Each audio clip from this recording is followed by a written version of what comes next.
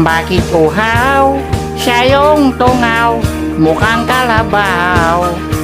Ay, ang boring. Saan na kaya si Miss Vicky? Wait nga, tawagan ko nga. Hello, Douglas? Okay ka lang ba? Douglas ako to, brief? Ha? Hoy, Douglas ako to, sobri. Oo, namalikata ng tawag. Okay. Sabi mo na kang brief?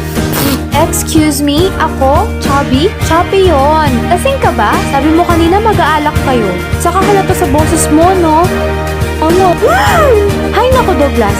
Paano may expect na sasagutin kita kung di mo nga magawang baguhin yung simpleng bagay sa buhay? Bahala ka, Douglas. Huwag mo hintayin na ikamatay mo pa yung sobrang pag-inom mo. Bye na nga. Hi, ako si Kamatayan. Kamatayan. Sundo na lang tawag mo sa akin. Oo, dahil ako ang naghahatid sa mga ligaw na kaluluwa. Nakakatakot, di ba? Sabi dito sa impyerno ka talaga mapupunta. Dali na, malapit na next kid ko. Oh, ba't ka umiiyak? Nagsisisi lang ako, pre. Dapat pala inayos ko na ang buhay ko dati pa. Sana nakinig na lang ako sa mga tunay na kaibigan ko.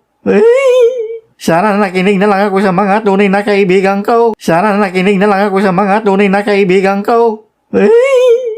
I love you, pre. Nag-edit ka na rin pala, pre. Gigi. Oh my gosh, bakit siya pa kasi pinili yung kasama ko here? Okay na, nakidi.